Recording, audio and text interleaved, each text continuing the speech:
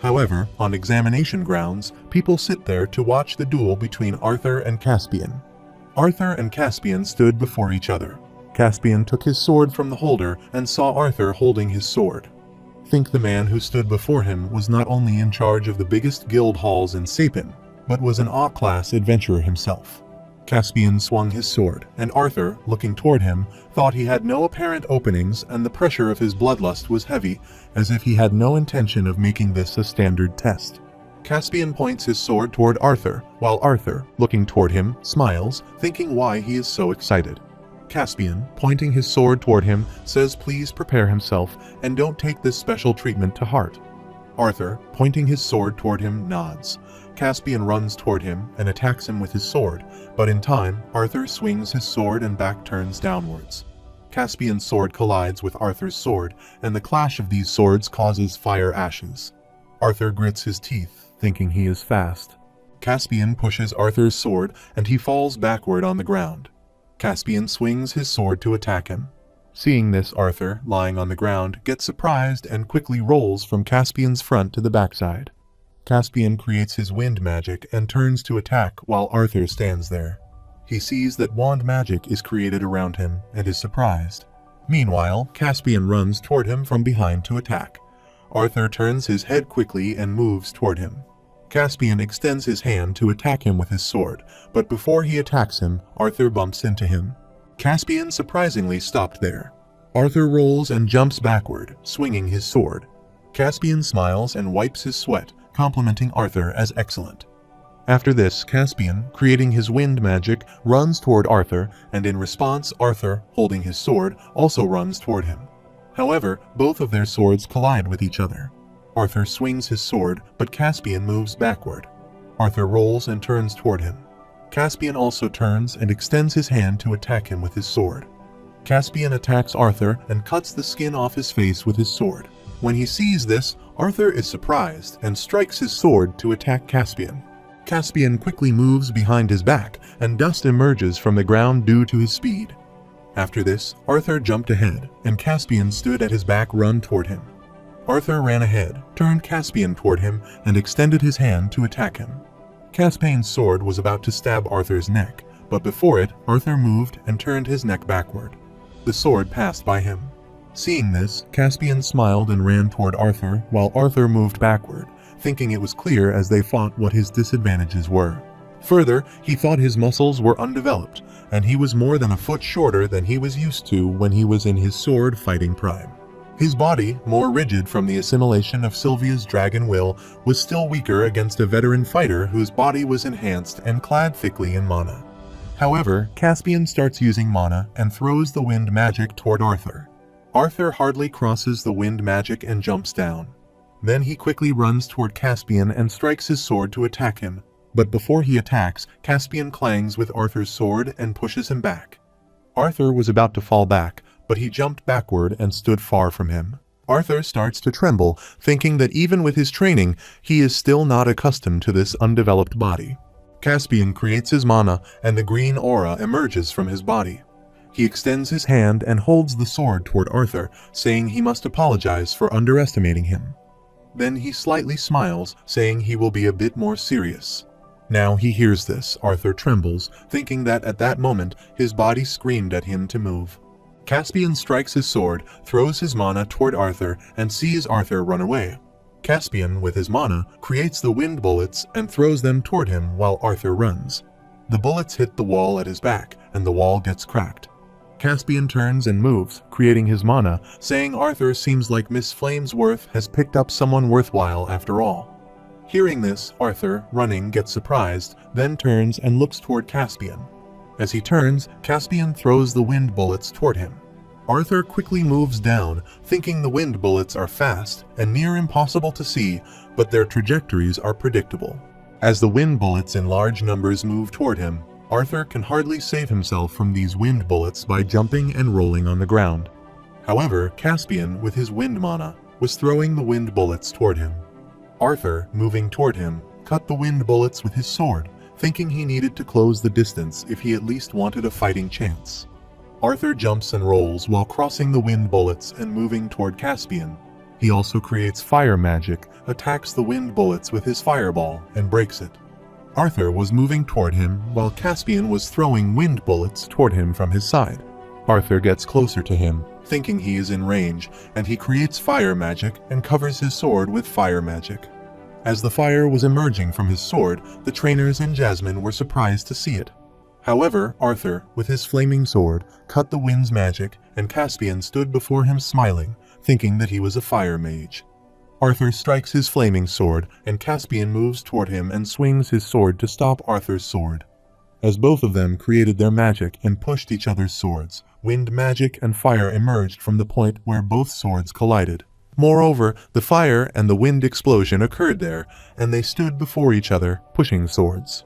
Arthur stood before him, pushing his sword, and looked toward him. His one eye was glowing due to his fire magic activation. While Caspian pushed his sword, he smiled, thinking the outcome should have been clear. He was an A-class adventurer, capable of long-range spells most augments would kill for. Further, with a smile, he stared at Arthur and questioned why he was nervous. Suddenly, Caspian grits his teeth, thinking no, this can't be. Then, while gritting his teeth and throwing his wind magic toward him, he says they don't get cocky. Arthur is surprised when the strong gust of magic wind pushes him backward. Both stood far from each other, creating and sending their magic toward each other. Caspian strikes his sword and throws the wind storm toward Arthur, and in return, Arthur also sends fire magic toward the wind magic to cut it. After seeing this, Jasmine surprisingly gets up from the boundary and raises her voice note. As soon as Jasmine gets up, Sylvie falls from her lap. Caspian creates the wind magic by swinging his sword and throwing the wind bullets toward Arthur, while Arthur stands in the distance, creating fire magic, and gets surprised. Thinking he hadn't even regained his footing, he snapped. As the wind bullets were about to hit Arthur, but before this, he jumped up and created the piston stamp magic. Then he flew in the air and moved toward Caspian to attack him. While Caspian stood down and sent wind magic toward the ground, Arthur stood there. As he notices Arthur coming toward him in the air, creating flame magic, he turns his wind magic storm toward Arthur. Arthur's face hit the windstorm, and he fell, thinking he had come too far, while Caspian stood before him smiling, saying impressive. Looking toward Caspian, Arthur believes his casting speed is even faster. Caspian, with his wind magic storm, attacks Arthur. Arthur stood there and started dragging toward Caspian because of that gust of windstorm. Arthur, lying down on the ground, was surprised. While Caspian throws the windstorm toward him, Arthur sits up and quickly moves from that area and activates his flaming sword, thinking he keeps pushing him to force more of his cards. Moreover, Arthur burst from the ground, thinking so be it. He created his flame magic, tearing through the air, moved toward Caspian, and grabbed his hand in which he held the sword and created wind magic.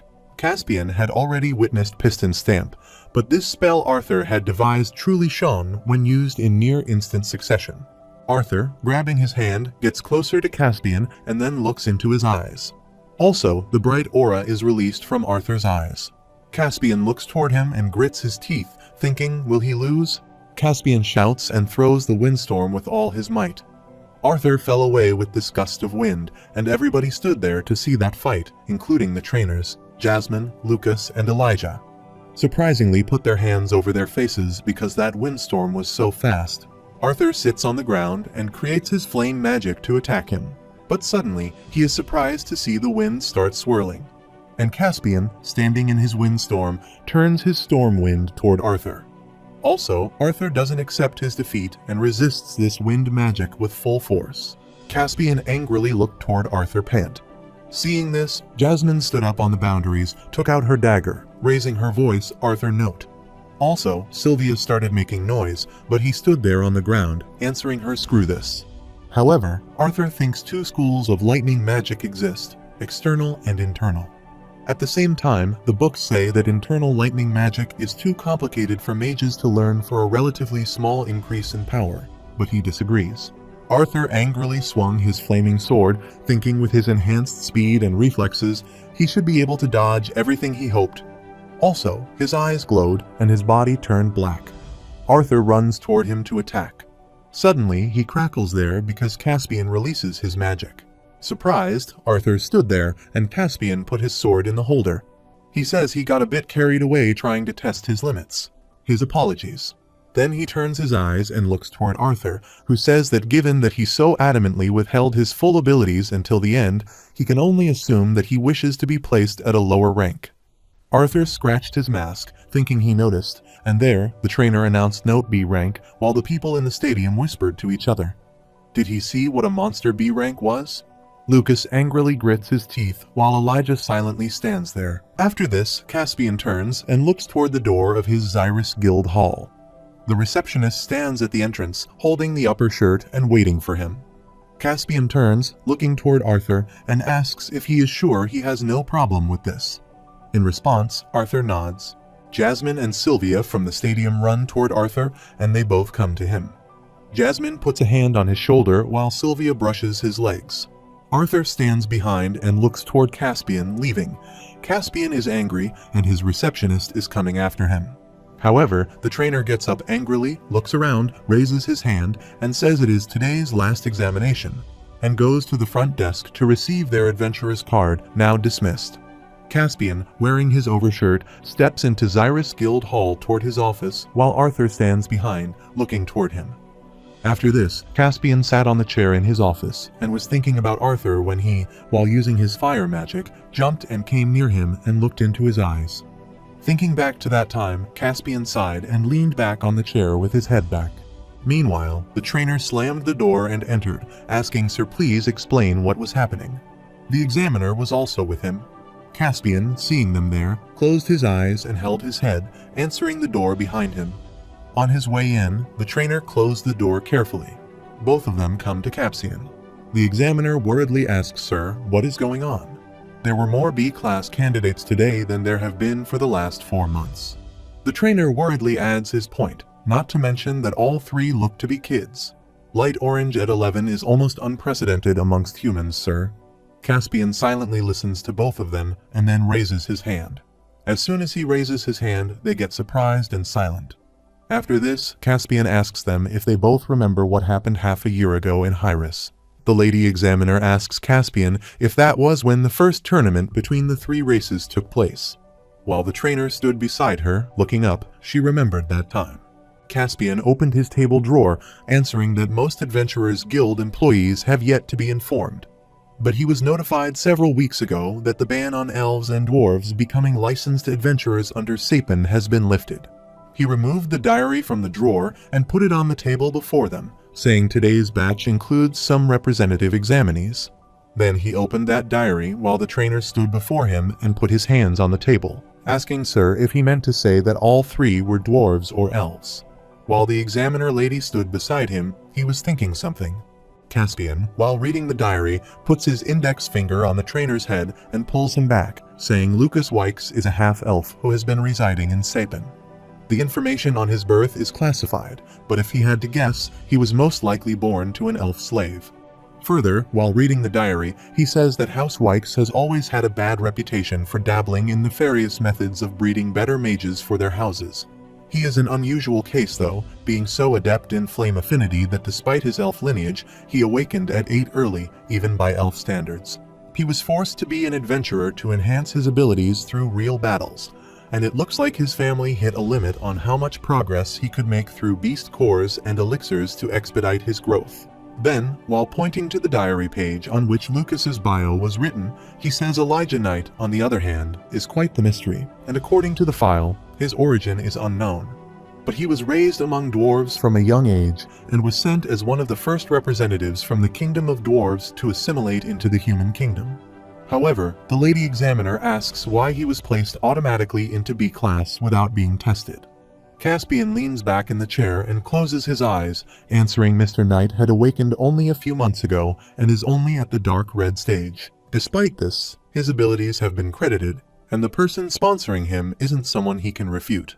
After this, Caspian, while thinking, says although he is curious about his abilities and that masked augmenter today, he is interested. He hears about Arthur. The trainer gets scared, holds his neck and gulps, saying he has no idea who the note is. Caspian turns the diary page and comes to Arthur's information page, and nothing is written about his information. Only his name, picture, and sword are mentioned. Caspian saw this smile and set his glasses, saying he wasn't representing a noble family of elves and dwarves, that is certain. He is just curious about what kind of person Miss Flamesworth would be willing to sponsor. Surprisingly, the lady examiner, putting her hand on her mouth, asks for Flamesworth as in House Flamesworth. Moreover, she asks about the house famous for birthing and raising some of their kingdom's most potent fire attribute mages. The trainer stands beside her, turns his eyes, and looks toward her. Then he looks down to add his point, which is why he is so skilled in fire mages. Caspian opened the drawer and put that diary in it, answering the information he had told them would soon become public knowledge. Then he, looking toward them, set his glasses, saying, however, he trusts that they too will refrain from discussing it with others until an announcement has been officially made. Both of them nod and then leave the office. Caspian sits on the chair, folds his arms, leans back, and closes his eyes, thinking about Arthur and that masked augmenter. His fire magic is unique yet efficient. But he is wrong, George. His sword art makes him a beast, while his movements are sometimes slightly off. It was almost like he wasn't yet comfortable with his own body, and he couldn't imagine how terrifying he would be when he grew older. Then Caspian arranged the information paper, thinking that, nevertheless, with the ban lifted, elves and dwarves would not only be able to become adventurers there, but also students. Therefore, considering this Caspian smile, he believes this continent is entering a new and exciting era. On the other side, Tesha stands on the balcony of her palace, thinking about Arthur. With a sad face, she put her hand under her face and sighed, recalling some years ago when she was shouting for Arthur. The man, her maid, was trying to calm her, and then they both came near the orb to see their future. Tesha, with the help of that orb, tries to know her future with Arthur and Sylvia's pictures appear in the orb. Then she sees Arthur standing beside her sister, and they both are happy. Watching this all in the orb, she gets surprised, her eyes wide open. She stands on the balcony and hits the parapet so hard that it gets cracked. Then, while hitting the parapet, she thinks she should be happy that he has returned and is having a good time with his family. Then, with the orb's help, she finds Arthur kissing a girl's hand, and they both lovingly look toward each other and see this. Tesha angrily thinks, but who is that girl? Isn't Arthur acting a little too nice to her? The girl looking toward Arthur blushes, saying he has significantly improved his training. It's all thanks to him. Sees this all, Tesha grits her teeth, saying how cunning. Then she angrily slams the door of her room and enters the room, saying Arthur was her friend first. After this, she angrily poofs on the pillows and sighs, and the orb is lying beside her on the pillow. She turns and looks toward the orb where Arthur's childhood picture appears. She touched the orb, saying maybe she should have treated him nicer while he was there, and then she shouted no, it's Arthur's fault for always treating her like a kid. Then she, while holding the orb, considers Arthur's dummy. Meanwhile, her grandfather bams the door and enters, saying, young one, he has good news. Tesha, lying on the pillows, quickly sits up and hides the orb, yells at Grandpa, and whacks the pillow in his head. Grandpa stood before her with a smiley face and pointed to her, saying he saw she was using that orb again. Tesha shouted at him, asking Grandpa what she had said about knocking. While Grandpa laughed, she threw more pillows toward him, and he, while moving, caught those pillows. After this, while laughing, he asks her if he is all for having Arthur as his grandson-in-law, but he thinks it's a bit too early, doesn't she think? Tesha was angry with Grandpa and sat back to him. Grandpa came near her and sat beside her, saying don't put now, then he extended his hand toward her, saying he had some good news for her little one. She hears this, with her back to him, and angrily answers. She listens, and then Grandpa asks her what would happen if he said she could have the chance to attend the same school that Arthur would be at. As soon as this voice comes to her ears, she excitedly turns and holds Grandpa asking. She repeats this word 3 times, asking if he is not lying to her right. Further, she excitedly asks if it is true that she can go to school with Arthur when Grandpa sees her. That level of excitement gets surprised. Meanwhile, her parent enters the room. Her mother, with a smiley face, looks toward her and asks her to calm down. Then she answers yes. Her grandfather indeed has close ties with the director of Xyrus Academy. Grandpa laughs and adds that the sly old fox was bragging to her about finding a quadra-elemental augmenter when he was the one who trained him. After this, Grandpa holds the orb to check it while Tesha's father laughs, saying, but it's a bit more complicated than just sending her to school. Further, he says, well, that was just the beginning. Then her mother adds her point, asking her if she remembers the Continental Tournament, and her father, putting his hand on her mother's back, says, they are negotiating the terms for integrating the younger generations of elves and dwarves with the humans at Xyrus Academy. Tesha's grandfather gives that orb to her, telling the director told him that Arthur plans on adventuring for 3 years. So, if all goes well, she will be his senior in school by the time he starts attending Xyrus Academy.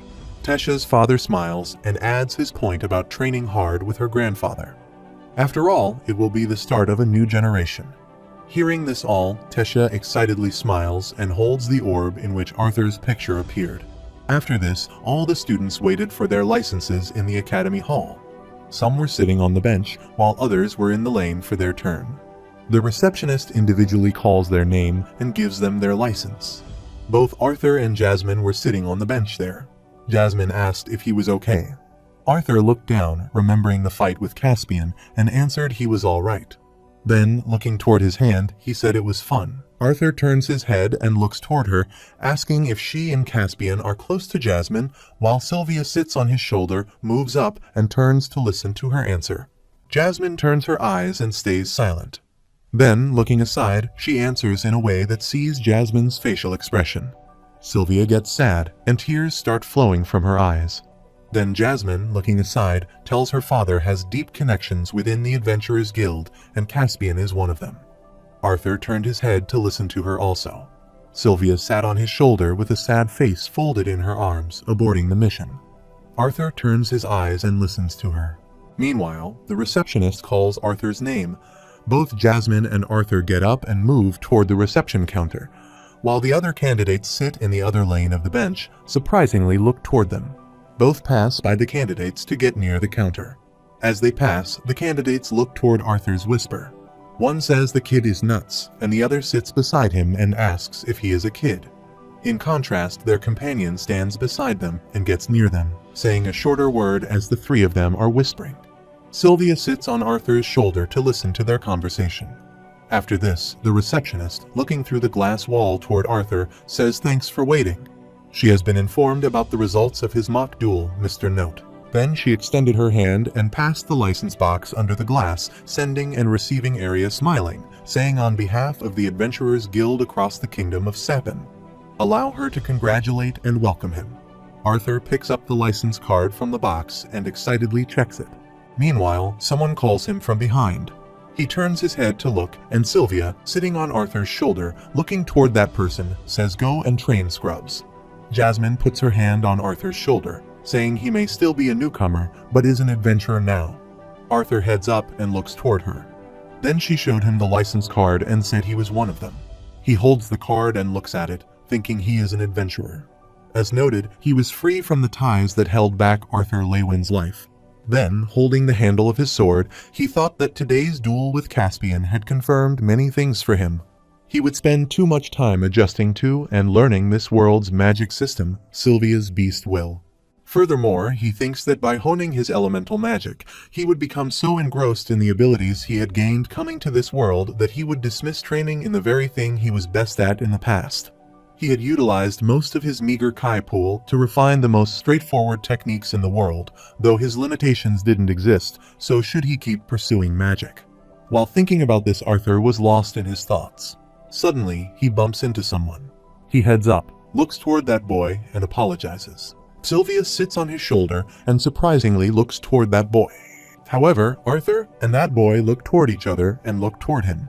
Arthur thinks he is one of the examinees today, the one ranked B as well, but without having to test. As Arthur apologized to him, the boy angrily turned his head and squeezed his eyes, responding, "It's okay." Meanwhile, Lucas gets there from behind, asking what this is. They know each other as he stands there with his soldier and maid behind him. He looks toward them both and asks if there is a meeting for the new B-class adventurers happenings that he should know about. Looking toward Lucas, Arthur asks why he plans to throw a tantrum again. If there was, Lucas angrily grits his teeth, answering don't get cocky just because they happen to be ranked in the same class. Then Lucas comes near Arthur and angrily points toward him, saying even within ranks, there are levels and commoners would be at the bottom. And don't he forget it. Then he hit Arthur's shoulder and passed him toward the door with his maids. Arthur stands behind angrily, looking toward him, thinking about what cliché behavior is appropriate for an annoying side character. Meanwhile, Jasmine gets there, asking Arthur what happened. He turns his head and points aside, answering nothing he was talking to. As Arthur turns his head toward the side where Elijah stands, he is surprised to see nobody is there. Then Arthur turns his head and looks toward Jasmine, saying he is gone. After this, Arthur asks her what is next. Did she want to pick up a quest from the bulletin board, or has she already taken a pursuit? She answered that, with his skills, it would be a waste of time to do those, so she had something else in mind. Hears this, Arthur was surprised. However, at sunset, Arthur and Jasmine pack their accessories and move toward the portal. There are 2 guards holding spears standing before the portal. Seeing them there, one of the guards asks if traveling to the Beast Glades requires a license or permit. Jasmine took her license card from her shorts pocket, while Arthur stood beside her, turned his head, and looked toward her. Jasmine shows the card to the guards and asks Arthur, who stood behind her, showing his license card to the guards if he needs to stock up on anything before they head out. He answered he had packed everything he needed for the next week. After showing the card, Jasmine said then let go. However, they both enter, and the Beast Glades with the guards. Also, there were different kinds of beasts, and people stood there near the portal entrance with their luggage. It was sunset time, and flying beasts flew over the cliffs. Both of them move ahead. While on the way, Arthur turns his head, looks around, and surprisingly asks if this is the Beast Glades. Isn't it too peaceful? Jasmine turns her eyes, answering that they have arrived near an outpost at the base of the Grand Mountains, and so much of this area has already been explored. Then, pointing ahead, a man holding a sword ran after the beast and said class adventurers also use this area to train and gather quest ingredients. Meanwhile, the beast releases the liquid toward the man's face with its back, and the man shouts and falls backward. Sees this, Arthur is surprised. Jasmine, pointing toward that man and beast, tells the liquid those beasts produced in their scent glands are used in many potions and elixirs, so there are always quests for them. As the man falls backward, the beast jumps on that man and, while releasing liquid scent, attacks him, sees Arthur and Jasmine pass by him. Arthur passes by him worriedly and turns his head, asking if she should help him. She steps ahead and answers, leaving him. It will build character. Sylvia sits on Arthur's shoulder, turns her head, and looks back toward the beast eating other beast eggs. Sylvia jumps toward the beast. Arthur surprisingly turns his head, asking Sylvia where she is going. She answers, eats, and gets strong. Jasmine turns and, putting her hand on Arthur's shoulder, says she must be excited about all the wildlife leaking mana. Then she asks him if he wants to go after her. Arthur looks toward Sylvia, who is making her voice run after the beast's answers. She will be fine. He can still sense her clearly with their bond. Jasmine adds that the Beast Glades have much denser levels of ambient mana, so the range of his link with Sylvia will be much farther. Arthur nods, looking toward Sylvia. Then she puts her hand on his shoulder and asks him, let's hurry. Their first stop will take the whole day, and it gets more dangerous at night.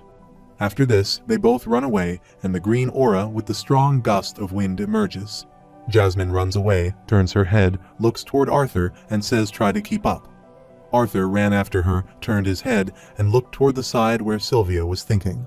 He wondered if this was how parents felt watching their kids leave for school for the first time. Furthermore, he recalls when he pulled back Sylvia's tail to shower her, and then he remembers when they were happy together and moved for the training. Moreover, he recalls that time when Sylvia, while sobbing, came to him, and he smelled the scent that was coming from her body and treated her like a baby and made her happy. While running away, Arthur remembers his time with Sylvia, smiling and thinking about staying safe, baby. Meanwhile, Sylvia is running after the beast to eat it. However, both Arthur and Jasmine are camping near the stream. Arthur collects the woods and stones to burn the fire and lies there exhausted. He takes off his mask and lies there, thinking if it weren't for the mana rotation technique Sylvia taught him, he would never have been able to keep up. Meanwhile, Jasmine, holding the woods in her arm and hand, gets there, asking if he is a light red core right. Even though she slowed down a bit, she was impressed. After this, she put that wood down and arranged it, and then she held Arthur's hand, brought it close to the woods, and unfired it with his magic, saying she thought they would have had to stop and rest a few times. Arthur lies there exhausted, and she is staring at the fire. After this, at night, both of them sit near the firewood. Jasmine removes her upper shirt and puts it near the wood they sit on. Arthur was reading the book while Jasmine sat beside him, holding the wooden stick and bringing it near the fire.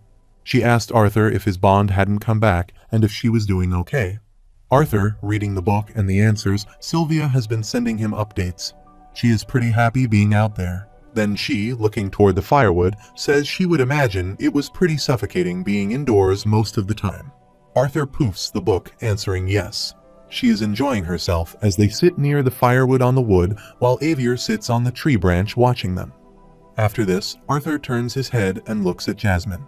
He calls her name and asks what made her want to become an adventurer. She burns the wood stick with fire, stares at the fire, and remains silent. Arthur silently looks toward her to get the answer, but she doesn't answer. He turns and squeezes his eyes, thinking, shoot, did he touch a sore spot? After a while, she replied that she wanted to escape her family. She remembered when she was at the Adventurers Guild in Caspian's office, and when he asked her about her family, she angrily clenched her fist. Hearing this, Arthur turns his head and looks toward the wood stick in her hand, thinking it is proper, and she says it's okay.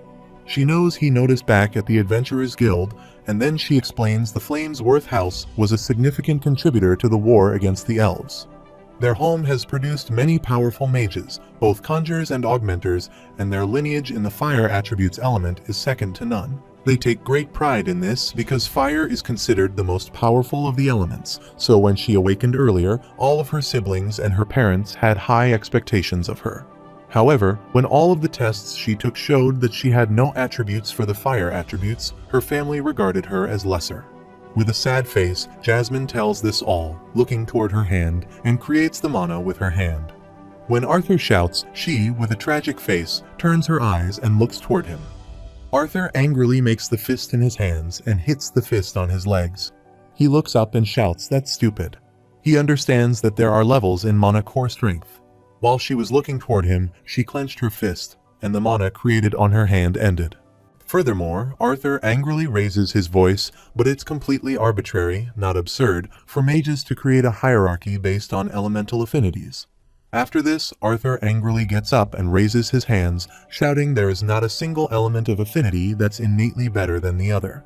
It all just depends on how well the mage utilized it. Hears this. All Jasmine PFFT then moves her head and shoulder down and sees this. Arthur surprisingly looks toward her and moves his hands down. Jasmine laughed, and Arthur angrily squeezed his eyes. Then she looked toward him and winked, saying she was sorry. It's just that he is usually so composed, and she was surprised he got so angry. Looking toward her and putting his index finger on his face, Arthur thinks he must have gotten upset from thinking about his past life. His most significant disadvantage back then was that his Kai pool, similar to this world's mana core, was much weaker than average. Then she remembers when his father looks toward his injured hands and creates the flame magic in his hands. Remembering that time, Arthur thought in this world with an elemental affinity and a dark yellow core at only 24 years old. Her own family shunned Jasmine. After this, Arthur says it's just unfair. That's all. Jasmine closes her eyes, shakes her head, and then looks toward the fire. She says whether augmenters versus conjurers and one element over the other, she has long since accepted that people are always looking for ways to feel superior. It's just in their nature. Then she turns and looks toward Arthur, saying the twin horns have treated her well. After this, Arthur, looking toward her, thinks that even while laughing and smiling for the first time, Jasmine seems vulnerable, even while she is always aloof and cold. After this, she puts fire on the stick and turns it upward. Arthur turns his head and looks toward the stick. She grabs his hand, and he surprisingly looks toward his hand. Then she extinguishes the fire on the stick with Arthur's wind magic, and smoke emerges. Furthermore, it starts getting dark, and they also extinguish the firewood. The smoke comes from the firewood and lies in the sleeping bags nearby. While lying on the ground, both were looking toward the sky. Jasmine calls Arthur's name, and he responds yes. Looking back, she thinks she might have pressured him to choose her as his guardian. She could have been more friendly, outgoing, and knowledgeable from the twin horns, so they should have asked his opinion first. Arthur turns his head, looks toward her, and smiles, answering that she is surprisingly sensitive. With her wind magic, Jasmine sends a gust of wind toward Arthur's face, and he closes his eyes while smiling. and she lies there pointing her index finger toward him, pouting and saying it's not nice to tease their elders. Arthur, looking up, says he is honestly glad she is the one who volunteered for Jasmine, and she is not afraid to tell him when he is wrong. Then he turned his head, looked toward her, smile, and winked, saying he knew he would need, especially since he tends to go overboard sometimes. Looking toward him, Jasmine remains silent and then smiles for a moment. Arthur, making a crying face, shouts that they need to get some sleep, and they both turn to sleep. With her back to Arthur, Jasmine says it's weird when she talks to him. It doesn't feel like she is talking to a child. He doesn't respond, and she turns her eyes, and then, with a sad face, closes her eyes, thinking he must have fallen asleep. With his back to her, Arthur was awake and listened to her, but pretended that he had slept.